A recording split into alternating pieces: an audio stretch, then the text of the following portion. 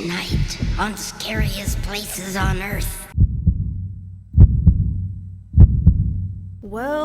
Well, if it isn't my nostalgia and need for simpler times knocking on my door. I'm doing something totally different for the channel, and no, this is not all my channel will be. This is just a passion project I started on 4 months ago, abandoned pretty immediately because my life turned completely upside down since then, and I'm just now picking back up again. No, I'm not exaggerating. I told my Discord about it back on August 1st, and it is now December 3rd that I am recording and editing this. But what, you may ask, is this new series you're doing? We're going to go through one of my favorite shows as a child that still hits my nostalgia bone, and that is Scariest Places on Earth. I had this idea earlier this year to do a review slash recap slash deep dive slash whatever you want to call it into the show, and ideally we would go through every episode, but I'm still missing footage from a few episodes, so I'm not sure if we'll be able to do that or not. I'll do my best, but if there are any episodes that we skip, it's because I simply couldn't find it archived anywhere. For this first episode, I also want to include background information on the show that will not be included in future episodes. So this episode is a mesh of reviewing the first episode of the series and giving general background information for the show so that those who are unfamiliar with it aren't going in with no knowledge. If you don't care about this, you can skip to the timestamp on the screen or use the timestamps in the description and pinned comment. I researched most of this background information from Wikipedia and IMDb, and I'll put links in the description to articles as well as where you can watch the episode in full on your own that I pulled footage from. Unfortunately, there wasn't a whole lot I could find online about the show, so if you have sources with information not included here, let me know and I'll include it in the next episode. Scariest Places on Earth was a United States television show filmed in Los Angeles, California that aired on what was originally Fox Family turned ABC Family turned Freeform, because screw consistent branding and ownership, am I right? From October 23rd, 2000 to October 29th, 2006 for 3 seasons and 41 episodes, or 5 seasons depending on your source. It was hosted by the beautiful and talented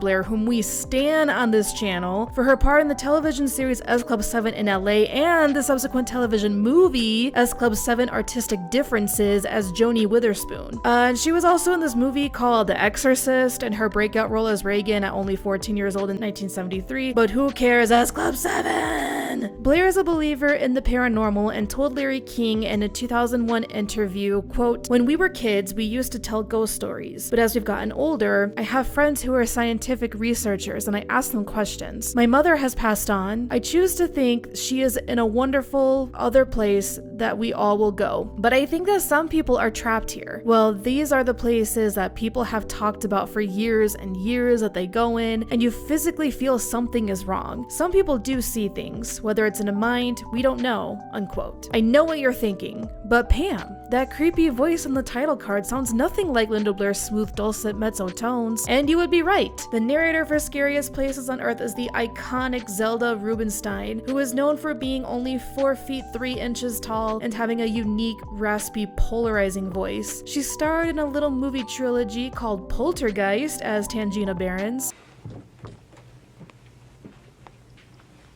Do y'all mind hanging back? You're jamming my frequencies.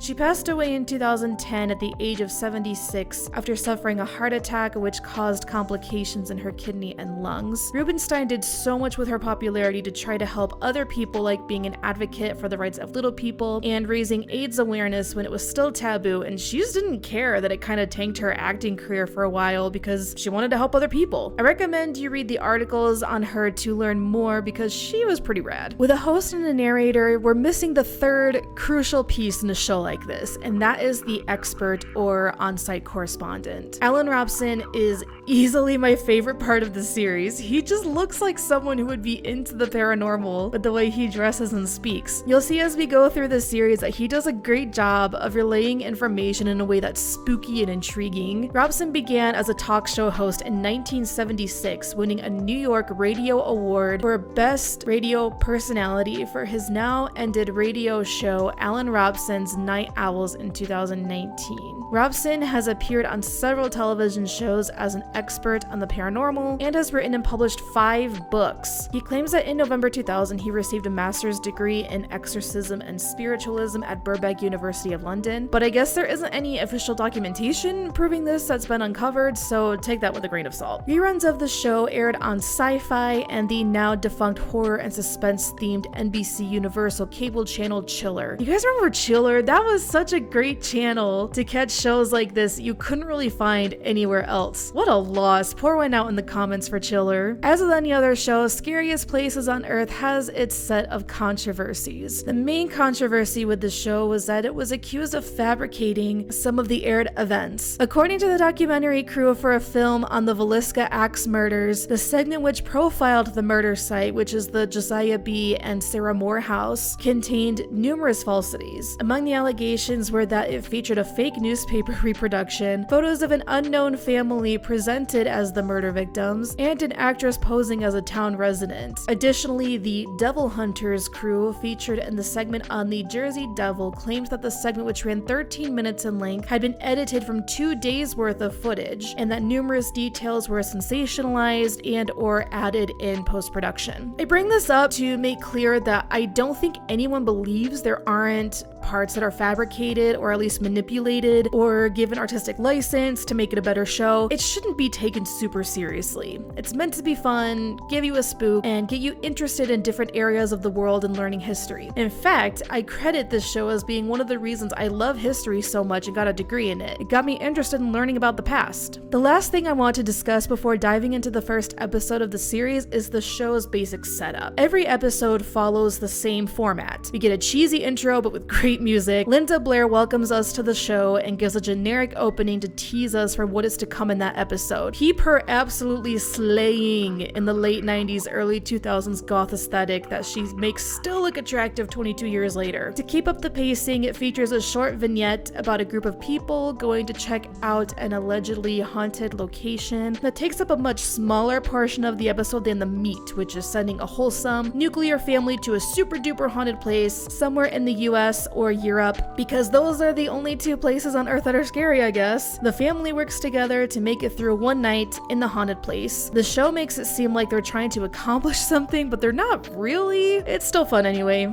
Linda wraps up the episode and wishes us a good night as she walks away. There is of course some ebb and flow with this format per episode, but that's the basic gist of what to expect. I don't know what to expect in terms of copyright, so if the editing seems a little odd, it's because I'm trying to avoid copyright issues. I've made it as smooth as possible, but I'm sorry if some places seem choppy. But now that we have a good foundation for the show, let's get into Season 1, Episode 1, Satan's Dormitory. Chills run down your spine. You break into a cold sweat. Your heart begins to pound. You are afraid. Tonight on Scariest Places on Earth. I just want to take a few seconds for you to appreciate that this is just the beginning of the intro. There's still more to come, just you wait. An exorcism in England. Anybody tells you a ghost can't hurt you, they don't know what they're talking about. We just don't want to be here. And I believe what we have here is something extremely evil. In the name of Jesus Christ, I command all evil spirits to leave this house. Not good at all. Not good at all. An axe murder house. 2 girls, their heads chopped off. Nobody deserves to die like that.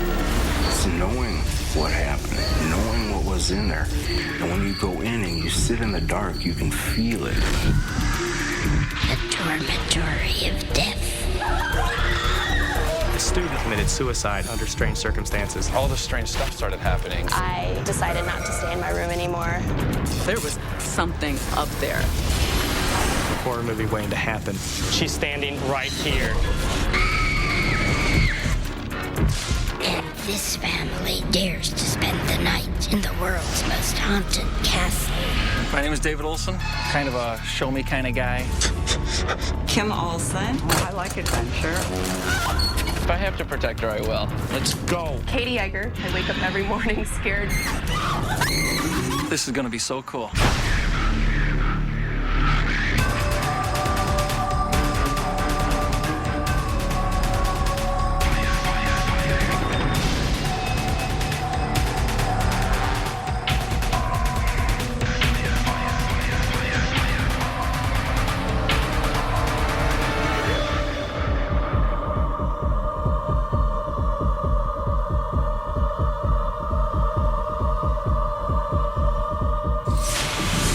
Yeah, I'm not joking. That was about 2 minutes of introduction. That's insane to me, but we got a really good idea of what's going to come in the episode. I don't know that I'll always show the entire introduction for every episode, but I at least wanted to for this first one, just so you can really appreciate the heart and the love that went into recording and editing this intro. You can tell that they really put a lot into it, and I love the 90s aesthetic. It's so awesome. Let's get into it. I'm so excited. What is it that makes a place scary? A chill in the air? Sinister shadows? Or is it something more? Something unseen? Look at Queen Linda commanding the space, demanding respect. I see you walking out of the shadows there and you look amazing. And she says, what is it that makes a place scary? Just get used to that. She's gonna say that a lot, I think, at the beginning and ending of every episode. And she might even have a different explanation every time. But oh my gosh, Linda, yes, mwah. Freshman students at Ohio University found out that although everything looked innocent on the outside, on the inside, this college campus harbored a history of horror. According to the British Society for Psychical Research, the 13th most haunted place on Earth is Athens, Ohio. I'm sorry, I'm gonna need some sources about Athens, Ohio being the 13th most haunted place on Earth. I've never heard these words uttered outside of this show. Who is the British Society for Psychical Research? I can't get bogged down with another rabbit hole. This video has only just begun.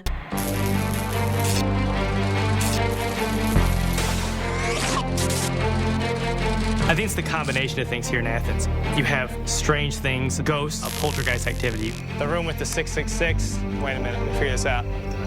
Yeah, spooky cemetery.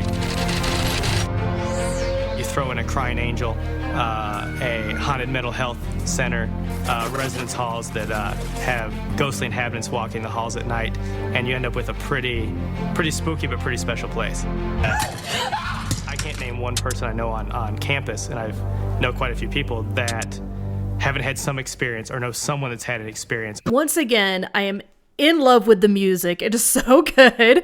I love that piece that they use, and they usually use it with the family portion when they're in the haunted location, and it's like okay, we're going in one last time, we're gonna do this, we're almost there. It's like a movie trailer music. So I don't know that it really fits in this scenario, but I love this music. And I also have to say, like, wow, this college has a lot going on for it. You can especially tell by the goths they got to appear in B-roll footage over the narration. I'm so sorry, I couldn't say it with a straight face. People started telling me, oh, you live in the haunted room in Wilson Hall. Lights, curling irons, radios, all would go on and off on their own. Did she just say curling irons? Like, lights I get, radios I get, but curling irons? Who's just noticing that curling irons are turning on and off by themselves? That's such a random third example to throw in. Like, curling irons, but not fans or the air conditioning, something like that. Like, why curling irons? You can hear what sounds like marbles going across the ceiling. All this strange stuff started happening. Things started flying around the room. You couldn't really even make out her face, but you could see through her. Sometimes we'd hear rattling inside. There was a distinct sound of somebody or something moving things around in the room that we had just come out of. I decided not to stay in my room anymore. I stayed with friends.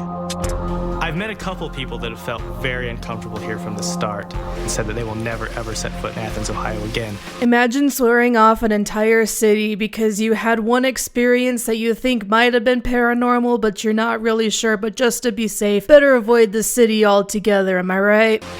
You'll be surprised how many people call you and say, oh, you won't believe what's going on in our hall right now. The Spook File is a collection of newspaper and eyewitness accounts of unexplained events in Athens.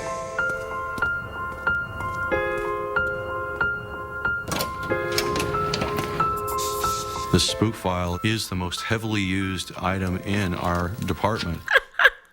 It's actually called the Spook File. It's so cute and cheesy for what I'm sure is supposed to be a serious collection of records. Like, it sounds like something I would come up with.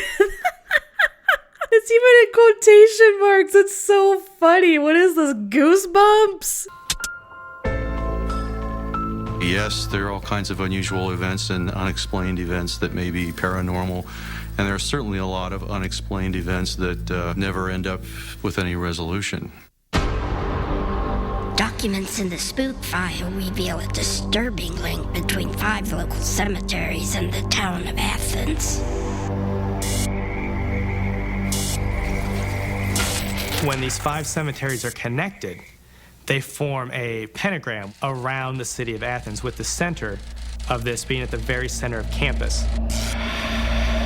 As you branch out, you begin to hit residence halls and the ridges, the mental health center, and you hit areas that are just chock full, really, of ghost stories and of legends behind them. So I know we've been having some fun with the commentary here, but Scholar Pam has now entered the chat. I admit that's kind of a huge coincidence that these locations form a pentagram with the university in the middle, but it's also in the way they chose to connect and interpret them. It could have been a star or the letter A or just a pentagon or any other way you want to connect them. I'm sure you could also find landmarks anywhere that happen to form a pentagram if you connect them just right. I believe in the paranormal, and I believe that not grasping at straws is important in looking at the paranormal for its validity. This is one of those, whoa, this is so spooky, definitely a sign of demonic activity on the surface, but you put 2 seconds of thought into it and you're like, oh, it's just how they chose to see it. It doesn't necessarily mean anything. Healthy skepticism is required when researching the paranormal, and you'll find that the show has a pattern of lacking healthy skepticism. There are several reasons why there's so much stuff going on here,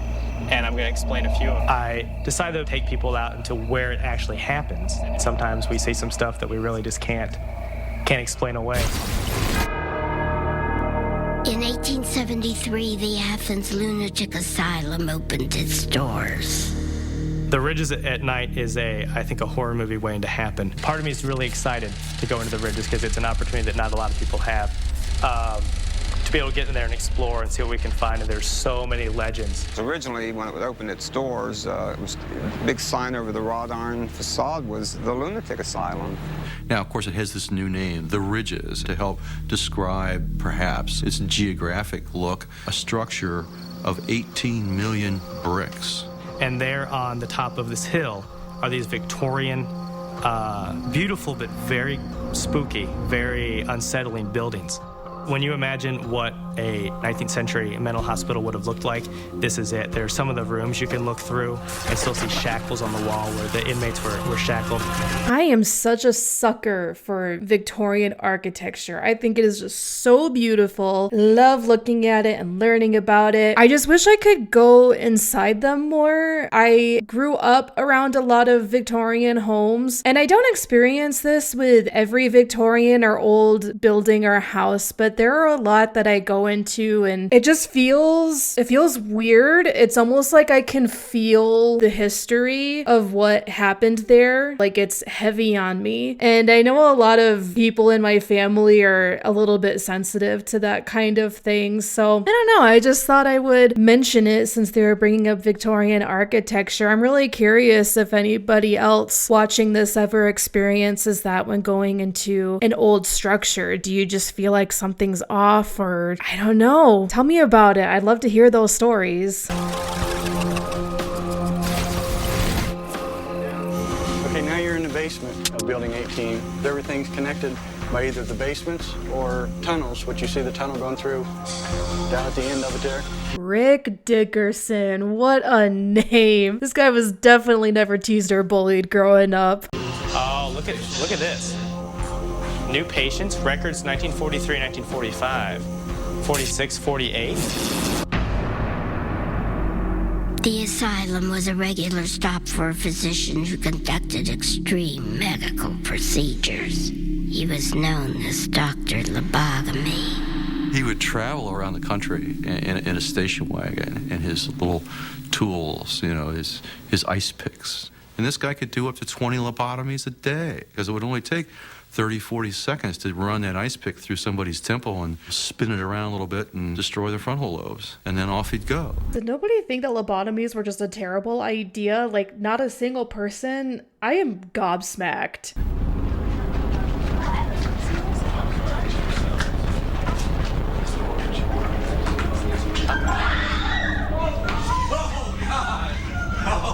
Oh, there's There's oil on the wall, everybody scream! In 1979, the asylum was closed. The patients were transferred, all but one. A woman disappeared. They searched the institution 3 times, couldn't find her anywhere. The family had missed her and inquired as to where she was. So they had made searches, and I guess they had made several searches, you know, like in 2-week intervals, but they never found her. Sometimes you'll actually look up there and you'll see the window and they see something peering down upon them, which obviously creeps anyone out. Many people report an apparition. And in this one window, you could just barely see a presence. I promise you, I know it sounds exaggerated, but you could tell there was something up there. Yeah, I'm sure the only explanation for a window totally in the dark when your eyes are most susceptible to playing tricks and passing lights can make weird shadows is that there's definitely an apparition. Year after year after year of sightings of a woman moving from room to room through the windows. Let's see what's going on. I thought he went over here.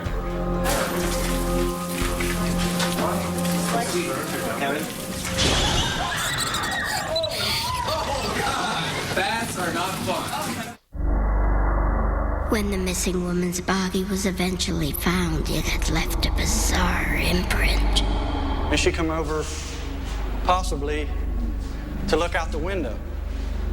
Maybe to see somebody to yell for help.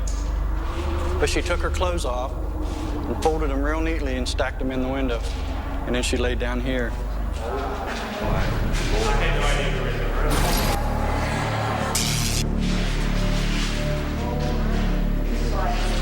could see everything. You could see where she lay down.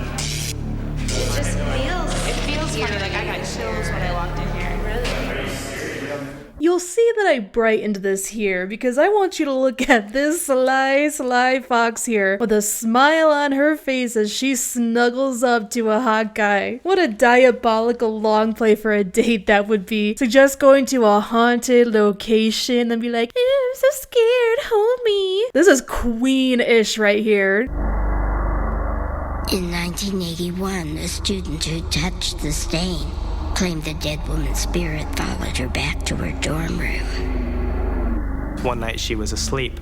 She opened her eyes and saw a face floating level with her head. It was a woman's face. This, of course, freaked her out greatly, really frightened her. No one heard anything for 3 or 4 days. They went in to check on the student to see what was wrong. She had killed herself in Wilson Hall. I just hope nothing followed me out. So, let me get this straight. A student touched what looks like a human-shaped stain on the floor. The spirit of the woman who supposedly made the stain followed the student back to her room, gave her a spook, and the student just unalived herself. A, how do we know that she touched this stain? B, how do we know she saw anything? And C, how do we know this is what drove her to unalive herself? It sounds like she wasn't talking to anybody because it took days for them to check up on her. Even if she did see something, it's very likely she was experiencing sleep paralysis or having a nightmare. It seems highly unlikely that this alone would lead to her death. I would bet that there is a lot more going on with her life ending than this. And what's with your little smirk and the excited tone you're saying this in? Someone lost her life, and it was quite recent history at the time of the episode, only 19 years at most, considering she died in 1981 and this episode aired in 2000. There were definitely people still alive who knew and loved her and probably don't appreciate that her death is being talked about like this, assuming that this person even existed and it isn't an urban legend. Coming up next, entering the suicide room. This is the student room. We're going in. She's right here. She's standing right here. Oh. Okay, so I guess we're doing this. I mean, maybe they were talking about a different suicide room? That doesn't really make it any better. And later, this family has been chosen to brave a night in a haunted castle. My name is David Olson, kind of a show-me kind of guy.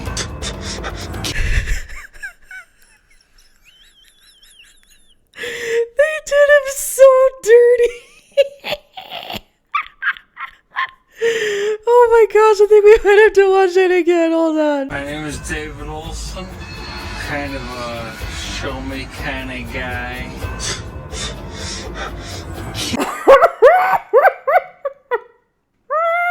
Kim Olson. Oh, I like adventure. Let's go. Katie Egger. I wake up every morning scared. Baby girl, you wake up scared every day? You should get some help for that. Stop it. This is gonna be so cool.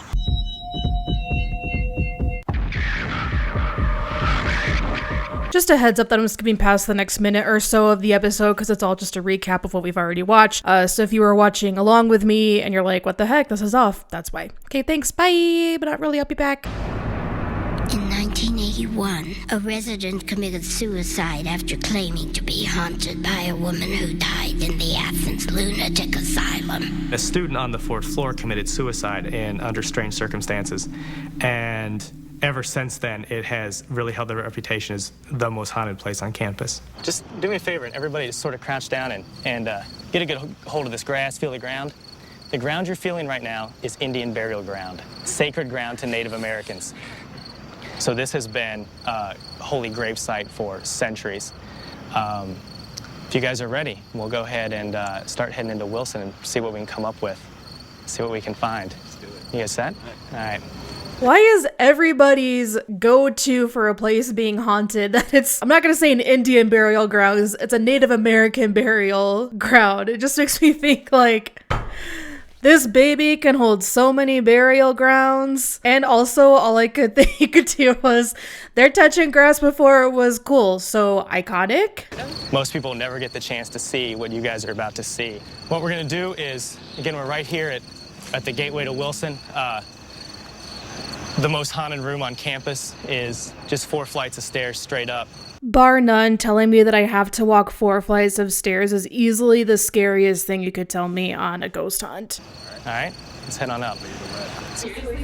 Like I said, 4 flights right up here. We've had several students with a lot of what I've heard referred to as like a psychic slap in the face, where you walk into a place and you're hit by something that makes your hair stand on edge and puts you in a really uneasy state. Creepy building. It is. You're absolutely right. Right here through this door is pretty much right where it happens. This is the hallway where most of the ghostly activity is centered. You guys ready? Yeah.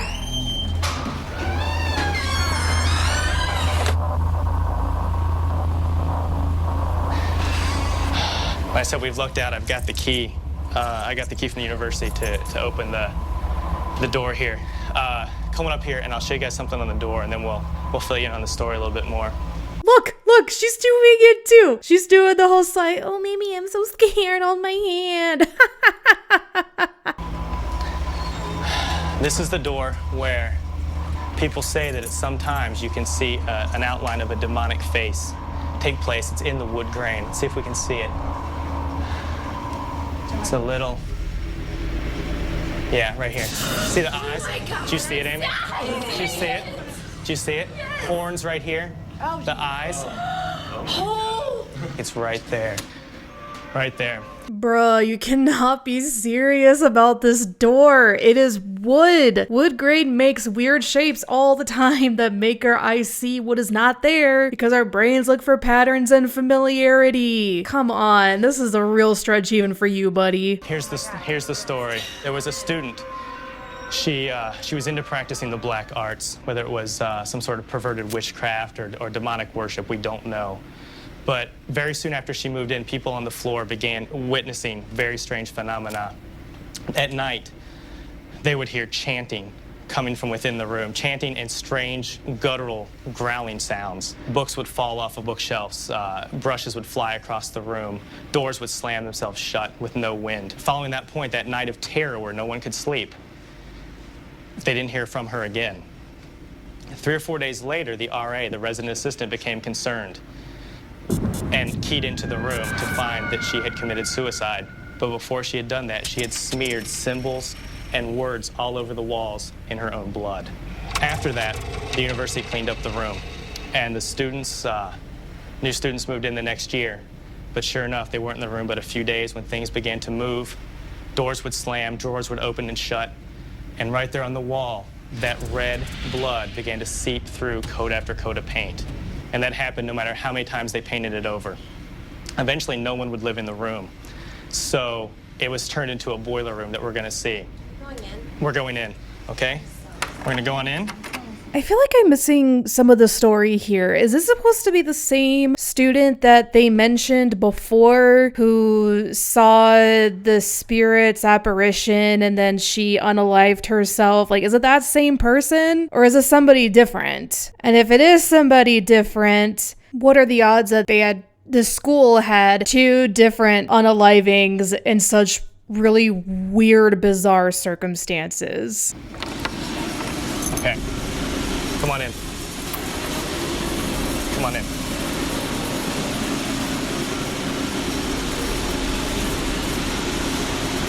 If you come right over here, you can see where the wall was taken out. That's the wall that had the blood coming through it.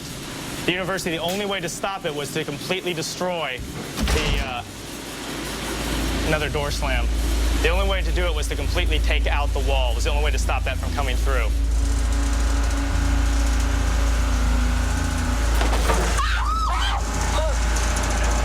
Can we go? Oh, it's just a board. It's a board. It's a board. The way this guy's tone is like, girl, chill, it's a board. Bro, you have no room to talk after the stories you've been telling. But I do think that this proves my point I was making earlier, that our minds can do whatever they want to. We can find patterns and connections there that aren't really there. She got scared because it was what she was expecting. Like, she wanted to be scared, or she was expecting to be scared, or to have something paranormal happen. So something totally normal happened, but her brain was like, oh my gosh, this is paranormal. So just wanted to point that out there, but I do think it's hilarious that she's screaming at a board. Okay. All right, do you guys want to go? Do you want to get out of here? All right, let's go. I agree. Yeah. Let's get out of here. Sweating.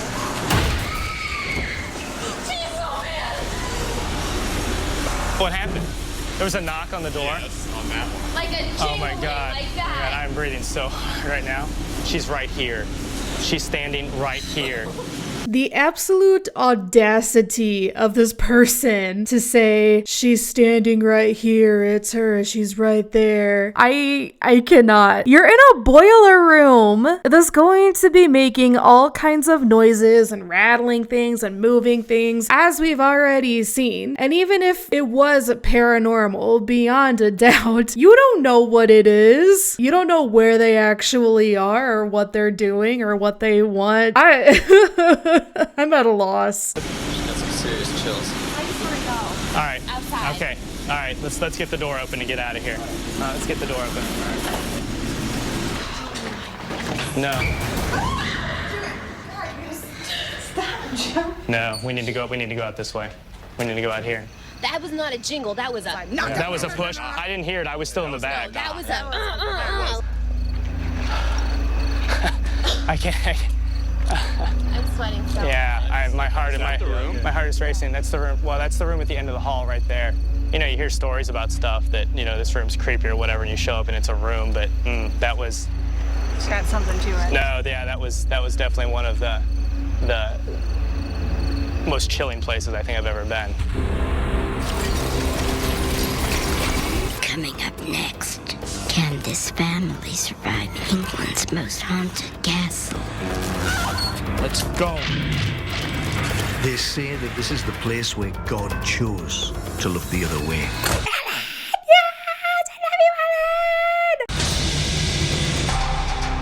And later, a small town's violent past.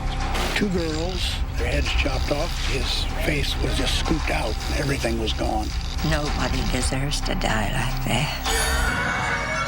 Anybody tells you a ghost can't hurt you, they don't know what they're talking about. And a family terrorized by an evil spirit. I command all evil spirits to leave this house. It's not good at all. Not good at all.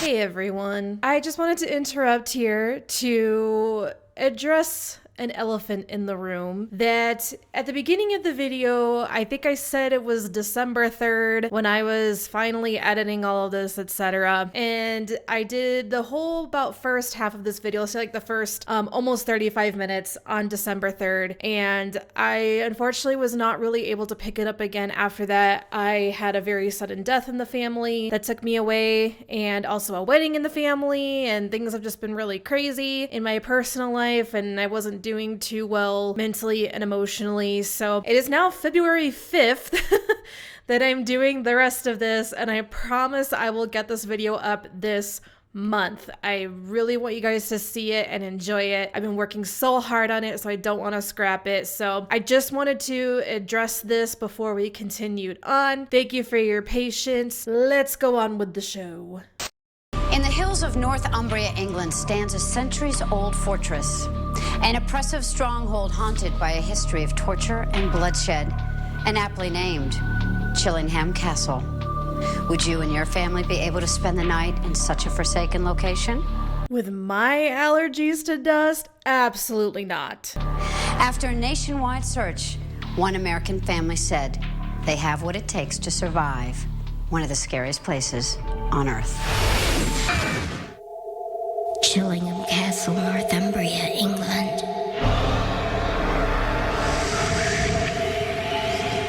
It's a wonderful castle. Take a photograph of it, you show it to people, and you say, oh, I visited Chillingham. Isn't it a beautiful castle? It's a horrible killing machine. Tell me you don't love Elen already. He's just so earnest in what he believes, and he's so entertaining and knows how to tell a story. Called the home of the torturers, at least 23,000 people met their deaths in the castle dungeon. Many have witnessed things. They've seen shapes. Things touch them. They feel things inside. Supernatural events have been reported here for 800 years.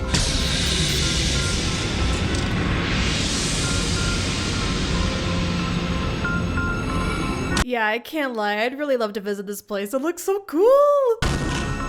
Over 20,000 families said they could survive a night in the scariest place on Earth.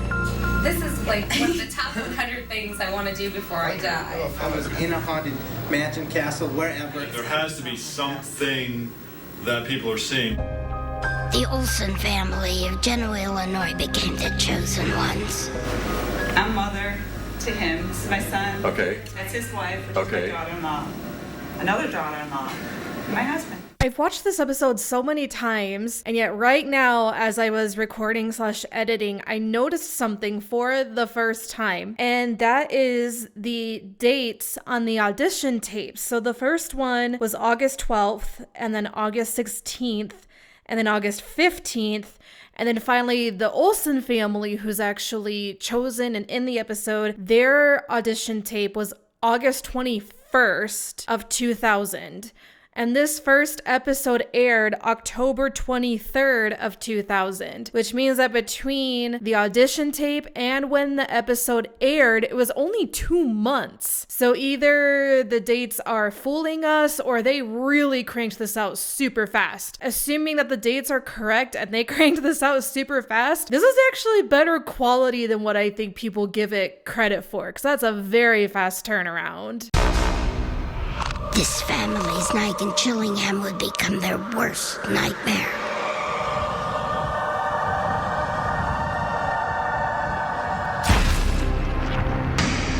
Something just scared the crap out of me. The family's journey to the scariest place on Earth begins tonight. It all starts at their home in Genoa, Illinois. I love that juxtaposition of like, oh, scary music and this scary castle. And then it goes to Illinois and it's like, da da da da da, happy music, we're so great and such great family.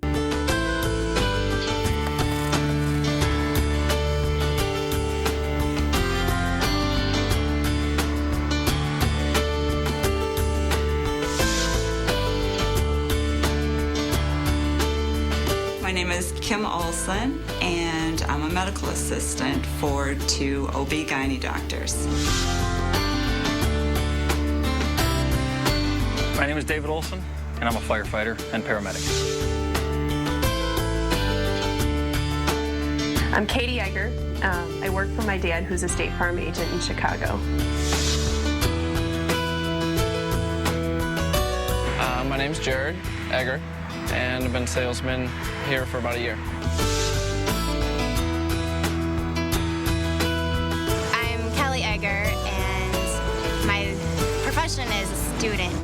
Aw, Kelly, have some confidence in yourself. It's important to be a student. That's a full-time profession for a lot of people. I just wish that she had said what she was studying.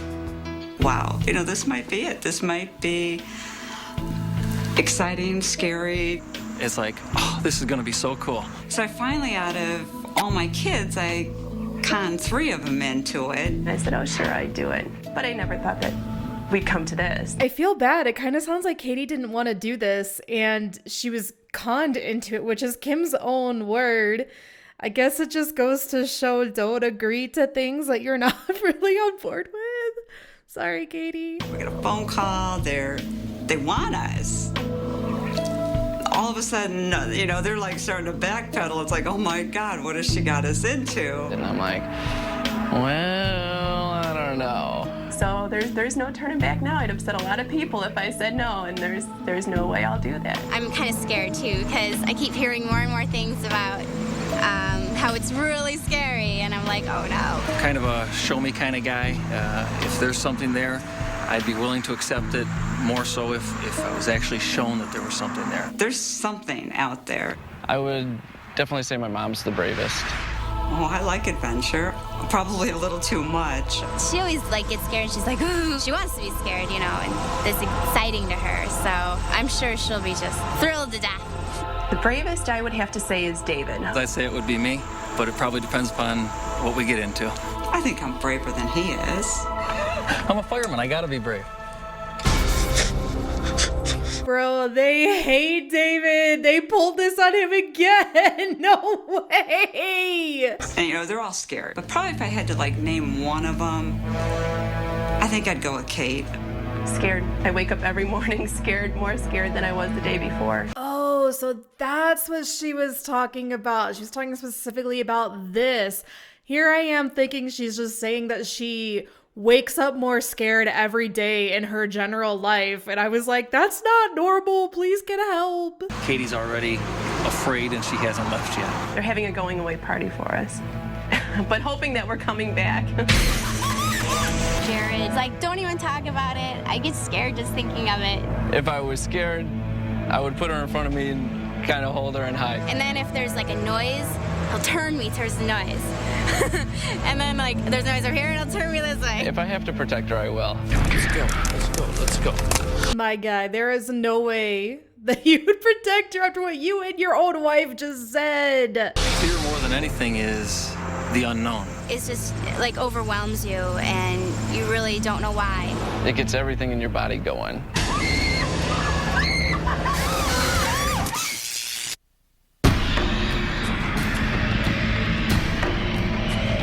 You can't have that much evil in one place without it showing itself somehow, some way. They say that this is the place where God chose to look the other way.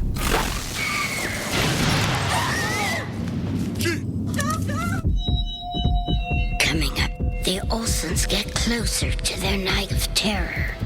The dark secrets of Chillingham Castle. Chillingham is the epitome of evil. It's the home of the torturers. The Olsons face their worst fears. You can't have that amount of viciousness without it leaving a stain. Will they have second thoughts? I don't know if I'm going to be able to stay, Jared. A 1-hour special. Will the family survive Chillingham Castle?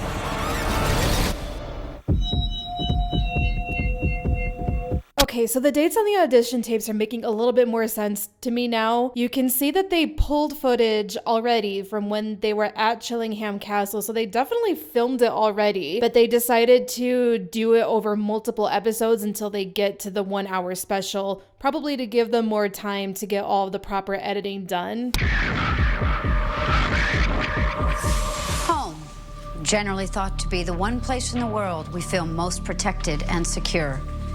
But after the sanctity of an Iowa house was ripped apart by a horrific crime, this once safe family dwelling wasn't so safe anymore. I'm not gonna lie, I totally forgot about this segment despite all the times that they advertised it throughout the whole episode.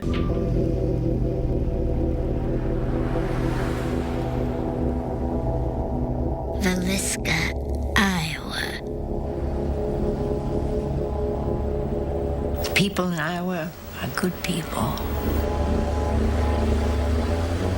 We all care about each other. We look after each other. Villisca is a beautiful town. But like all small towns, we got our secrets.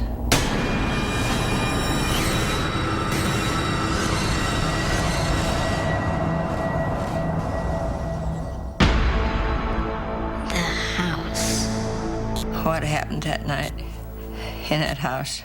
Nobody deserves to die like that. Speaking of that house, why didn't they just let it go? Why did somebody have to decide to fix it up?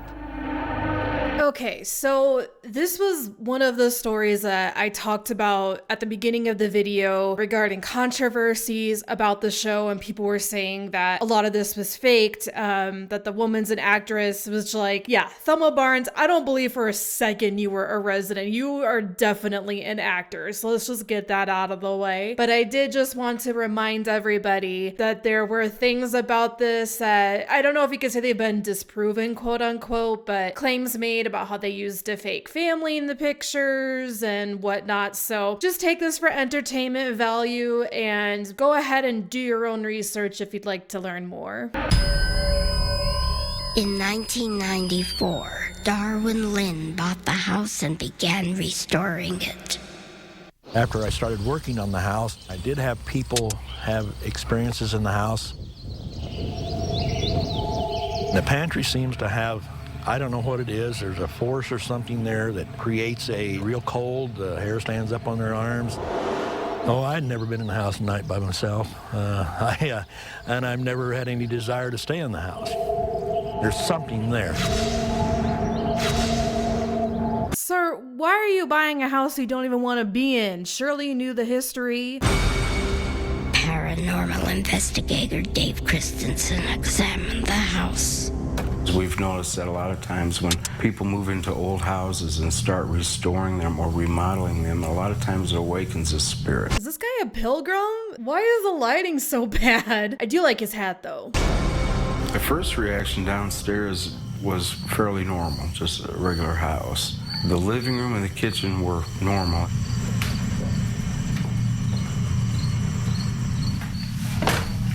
We went upstairs to the second floor. The second floor was really, really cold. I had an uneasy feeling. Monday morning, the 10th of June, 1912, the local town marshal came and went through the house, and he found two girls in the northwest bedroom over here, their heads chopped off with an axe, and found husband and wife, Joe and Sarah Moore, and then in the south bedroom, the 4 children. They were all killed in the same way. All of them were apparently asleep when they were struck. The killer had picked up an axe in the backyard. All the victims were hit in the head from the chin up. The 2 adults had been just repeatedly struck. His face was just scooped out, and everything was gone. And there were bits and pieces of bone and hair mixed in the bedding. What? The other one who had been struck most often was the wife, and she had been struck primarily with the blade of the axe, so that the first cuts were above the chin, but the face had been somewhat reduced to slices almost.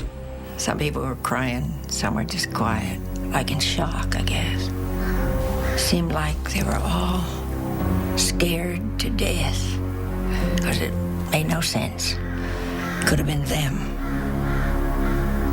I was good friends with 2 little girls, Lena and Catherine. I saw them the morning before a Sunday school, and all of a sudden, they were gone. I'm even more convinced that Thelma is an actor. By the time this episode was released, it had been just shy of 90 years since the murders that took place June 10th, 1912, as the historian just said, but Thelma claims she was friends with the girls who were killed, even was old enough to remember seeing them the day before they were killed. I just don't believe anyone would still be alive. She must be close to 100, and she certainly doesn't look it or act like it.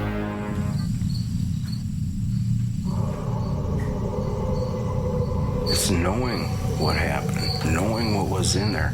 And when you go in and you sit in the dark, you can feel it. It just consumes you. Dave Christensen videotaped ghostly orbs around the beds, which he believes are the victim's spirits.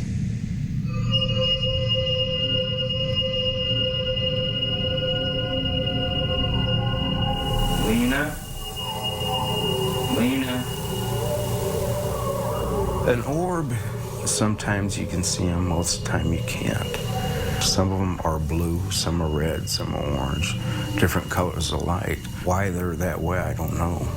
It could be because of the person's aura, the energy, the essence of the body that is being transmitted through the air. In 1917, the murder investigation was officially closed. No one was ever charged with the crime. They never caught who did it. But there was that photograph that was taken the day before. He was a stranger. But when I look at that photograph, see that man's face, I get a chill. Time out. This photograph was taken the day before their murder. Who took the photo? Why was it taken? And when was it developed? And by whom? Is this one of the fake photographs that they were talking about when debunking this? Paranormal activity increased as Dave Christensen continued his investigation. A newspaper reporter from Shenandoah was here. We were showing her around, and she was getting ready to go into the attic. And she opened the attic door and she went to step in, and something physically pushed her back. I tried to walk into this room,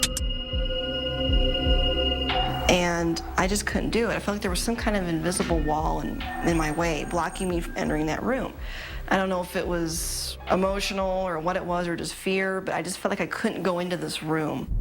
A lot of people think he got in the house when they were at church, and that he hid in the pantry or the attic.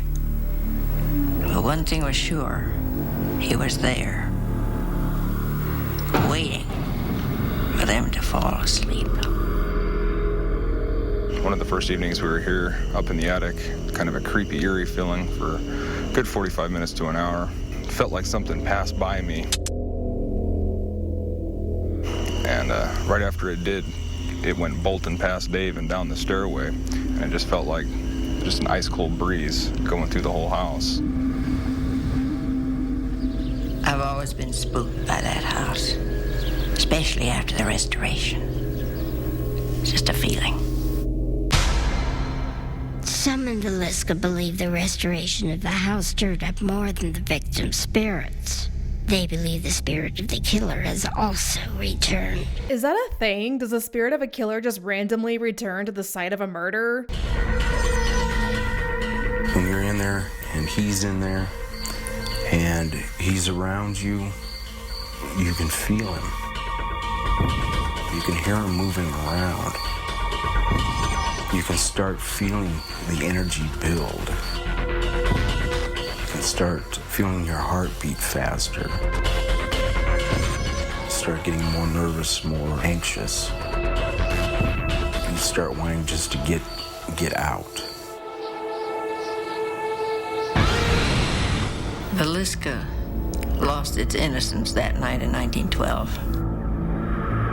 You're never safe in your own bed, your own house, in your own town. Coming up next, Something here that is inhuman. an exorcism in England. I command all evil spirits to leave this house. It's not good at all. Not good at all. It's commonly thought that only people can become possessed by evil spirits. But as was discovered in the small hamlet of Haydenbridge, England, places can also become possessed.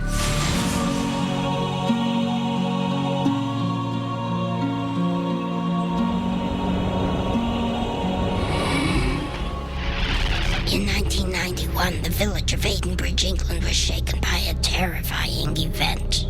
A home in the village was said to be possessed by demonic forces.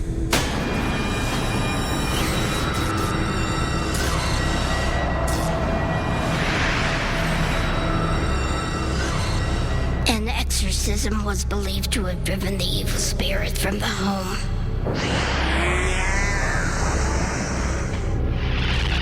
In 1999, a family ignored the stories of demonic possession and moved to Haydenbridge. I love the random red words they throw on the screen. Shattered, banished, haunted. We had heard some stories about the place being haunted, but we'd been a bit of a skeptic. Never believed in anything like that. We bought the hotel in November of last year, and nothing really happened for the first 3-4 months. But then things started happening. Elaine and I were sitting in the sofa one night watching television, and the door opened and the sofa moved about 3 inches towards the TV with us both sitting on it. There's a smell. You get a smell at the top of the stairs, and it lasts for seconds and then disappears and then comes back again. That smell is called flatulence. The possessing spirit seemed to be drawn to the youngest child. Our son started seeing shadows in his bedroom. They would look like people. They had head and shoulders. He could hear them breathing and see them breathing. There's got to be something. And we believe that it's something here that is inhuman. I think it's a ghost. Desperate for answers, the family sought help from paranormal experts. It's typical of many of the buildings that we go in that are haunted. I think this is kind of incredible that they got Ed and Lorraine Warren to come on the show. They were the biggest powerhouse when it came to the paranormal. If you've never heard their names, I guarantee that you have heard of cases that they are known for, such as Annabelle, the Amityville Horror, The Conjuring. They are very well known, probably the most well-known paranormal researchers in the field. Unfortunately, they've both passed away. Ed passed away in 2006 and Lorraine passed away in 2019, but they are still so huge in the paranormal sphere. Simply because it's made of stone. Stone is like a microchip. It holds in the vibrations of the people that lived here for hundreds of years. These old places act as magnets, and they draw entities in. The parents in this case are doing a very wise thing, and they have temporarily moved the children out of the family while the discussion about this situation is going on. Whatever is here has taken over our life. It's just a horrible sense that you're being watched or being followed. What was the first thing that happened that really caused you some concern? When our son had wakened up about 3:30 one morning, I went through and lay down beside him till he went to sleep, and I was just lying watching him as he fell asleep, and there was just a dark shadow passed in between us, and I just could not see him even though I was only 6 inches from him, and the room just went icy cold. There is certainly evidence here that there is something beyond the realm of just the human element that is in this home. To me, it's oppressive. There is an oppressive feeling. It doesn't feel like the energy of a small child's room. It's not good at all. Not good at all. The investigators suspected that the paranormal activity was linked to the hotel's history as a 15th century courthouse. The courthouse was, in actual fact, the dining room area of the Anchor Inn. What is now the hotel parking lot was once a gallows. People were hung out where the car park was. We know of at least 2, but there's probably many more. A lot of folk who were hanged were also decapitated. Many of them were innocent, and they would curse their executioners. Areas can be cursed. We know that for a fact.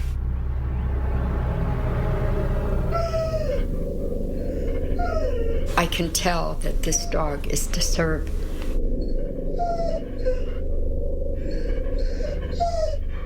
The dog has been awake all night long because it's frightened of something that's here.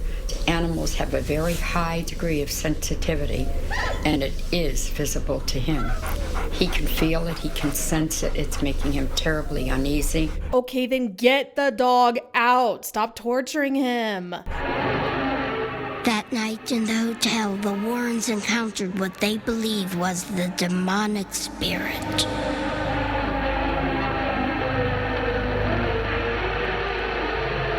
I can feel somebody touching my arm.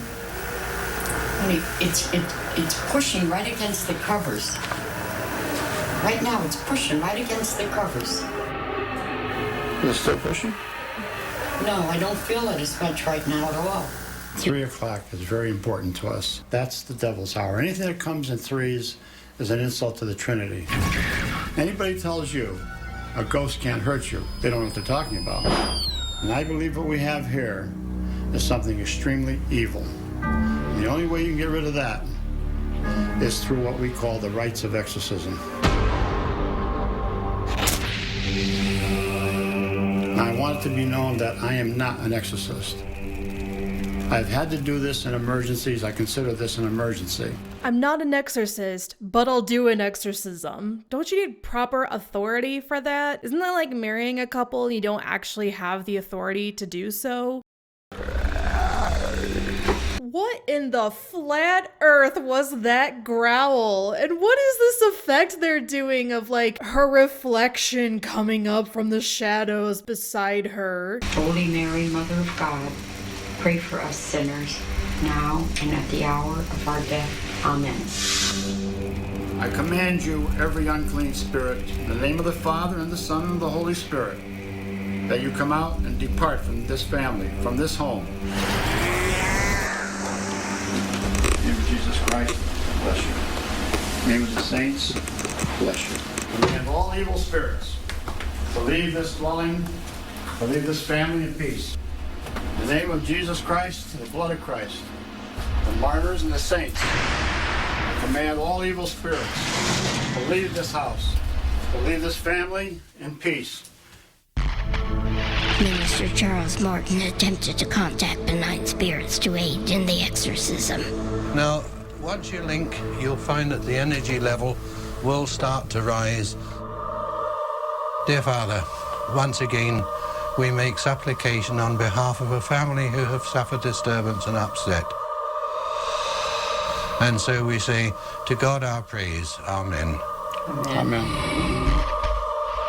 An ancient spirit make its presence known.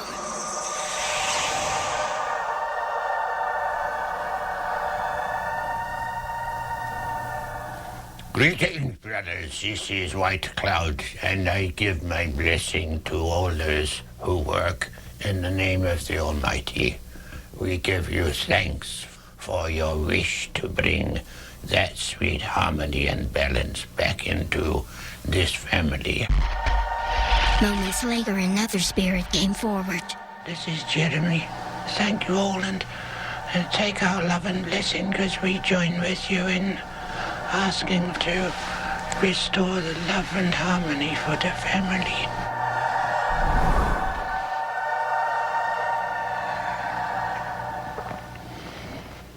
dear, they don't often do that. Okay. I cannot with these contacts. I actually cannot watch them with a straight face. After so many times watching this, I'm either laughing or cringing every time. Well, you certainly don't have to be psychic to realize that there is a great weight kind of relieved in this area. By dawn, the exorcism was over. Again, it seemed the town of Haydenbridge had been purged of its evil spirits. Even though things have quietened down, there'll always be that fear. The experience was so disturbing the family sold the Anchor Hotel. We're frightened here. We're leaving. Leaving here. We just don't want to be here.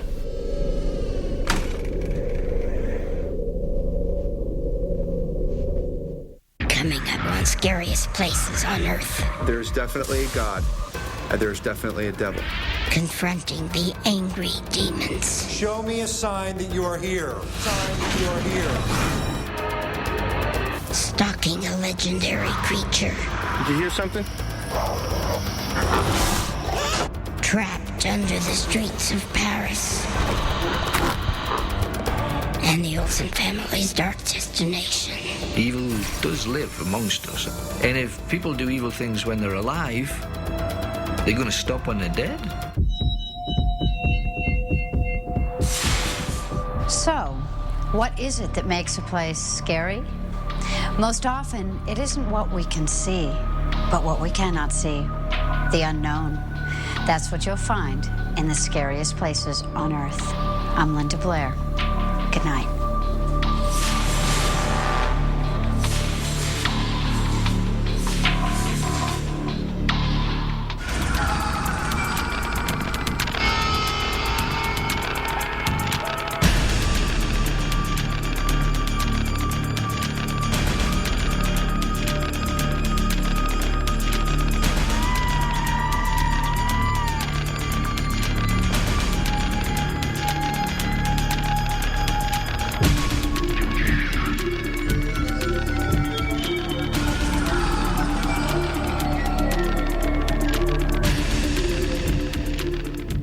That is it, my friends. I know what you're thinking. There wasn't nearly enough Ellen Robson.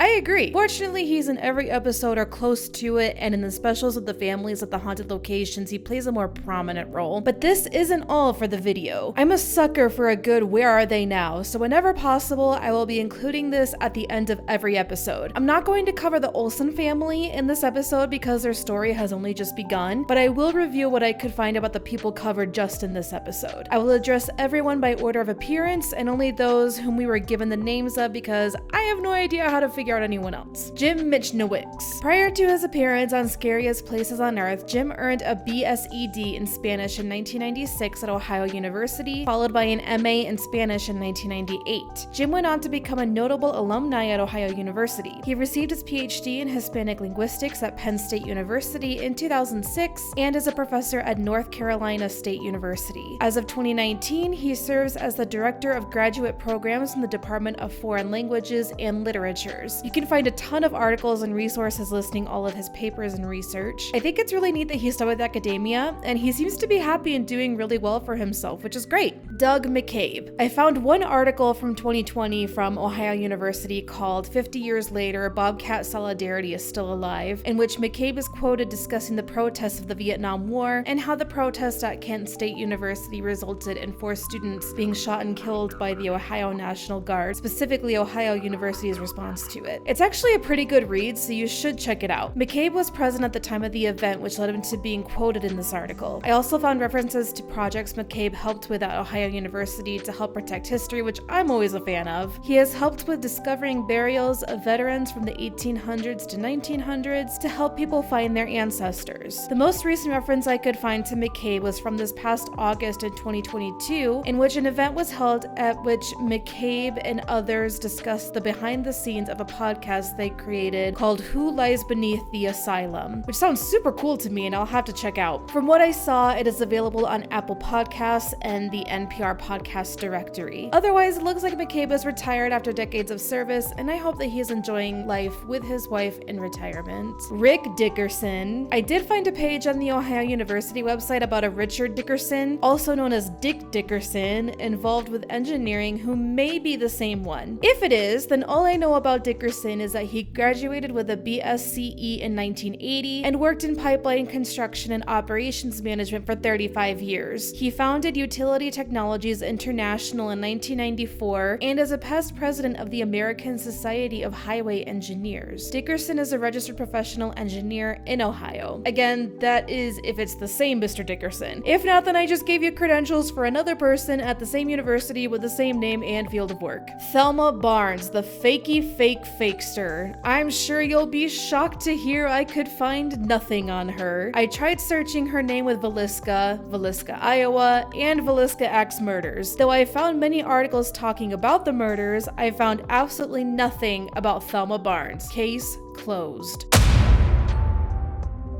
Darwin Linn. Linn passed away in 2011 in Nebraska. He is buried in Villisca. His obituary mentions many life achievements, including that he was in the National Guard, a member of the National Farmers Organization, and as commander of the American Legion in Corning, he ensured there were always Memorial Day services. You can tell just by reading his obituary that he had a genuine love of people. He was especially protective and supportive of farmers, veterans, and children. He sounds like he was a lovely man, and I'm glad that I was able to read about his life to help remind me that people on his show for only a minute are real people with real lives. I also found a good article about Linn and his wife Martha buying the Villisca Axe murder house, including how they wanted to restore it to its former glory, the overwhelming influx of requests from paranormal investigators to visit the house, the paranormal experiences Linn and his wife themselves had in the house, and how the house now serves as a paranormal hotel. The full story is available on episode 2 of House Beautiful's podcast,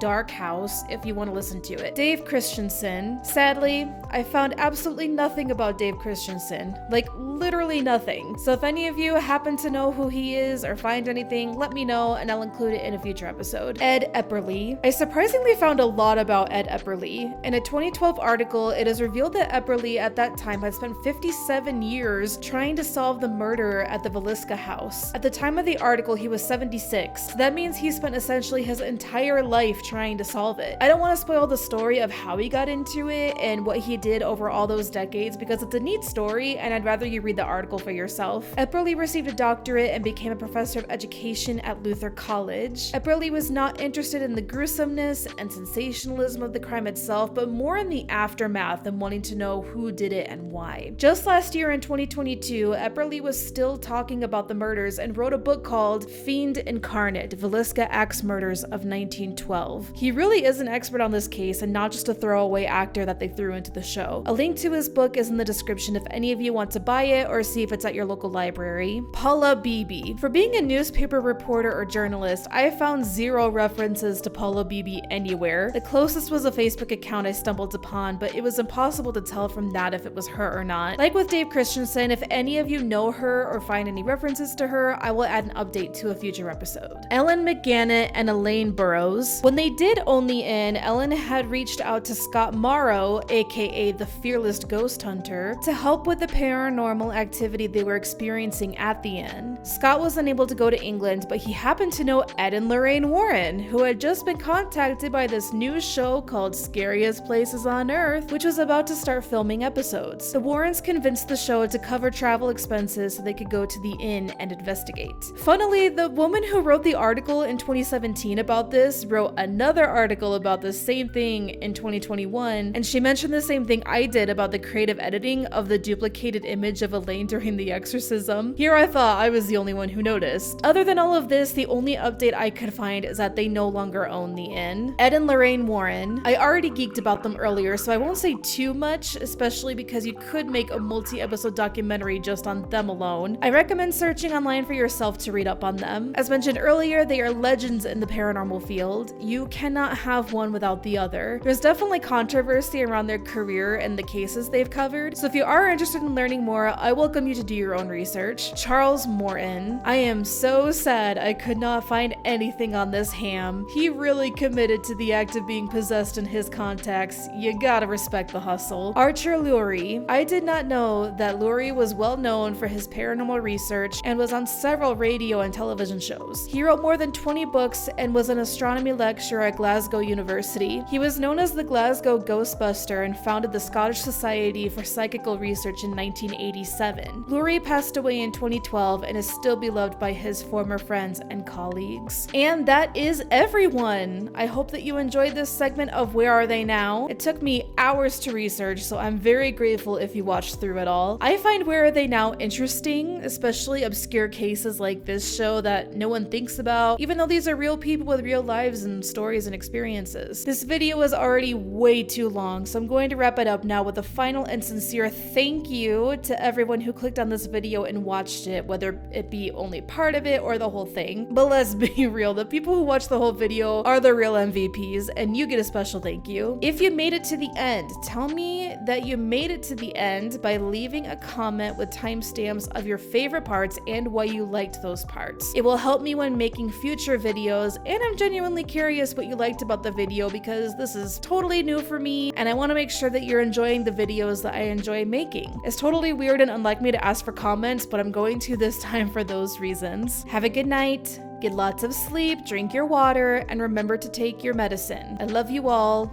Be well.